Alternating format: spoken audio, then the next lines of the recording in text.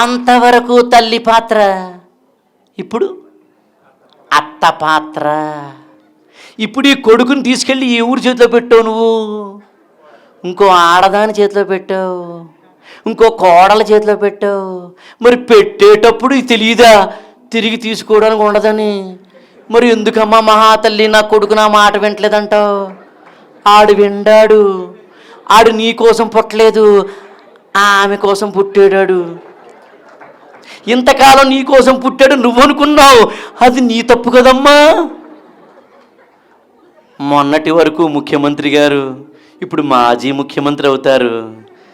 ఓ రహస్యం చెప్పన, ఇప్పుడు ముఖ్యమంత్రి గారు ఎప్పటికైనా మాజీ అవ్వాల్సిందే. ఇప్పటి కలెక్టర్ గారు ఎప్పటికైనా రిటైర్ అవ్వాల్సిందే. ఇప్పటి కూరగాయ వంకాయ ఎప్పటికైనా పాడైపోవాల్సిందే. నువ్వు కొనుక్కున్న డోలో 650 ఎప్పటికైనా ఎక్స్పైర్ అయిపోవాల్సిందే. నువ్వు కొనుక్కున్న సెల్ ఫోను ఎప్పటికైనా ఎక్స్పైర్ అయిపోవాల్సిందే. నువ్వు కొనుక్కున్న కారు ఎప్పటికైనా పాడైపోయి బోరుకొచ్చేసి షెడ్కి వెళ్ళిపోవాల్సిందే. నువ్వు కొనుక్కున్న షర్టు, నువ్వు కొనుక్కున్న చీర, నువ్వు వేసుకున్న నగ, నువ్వు వదిలిపోతున్న వగలు సెగలు ఉన్నాయి కదా.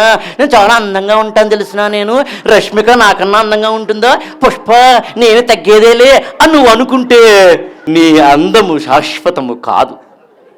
నీ అని ఎందుకు అనాలి? నా అందము శాశ్వతం కాదు. నా ఎందుకు అనాలి? మన అందం బెస్ట్ కదా. నువ్వు వేరు నేను వేరు ఏంటి?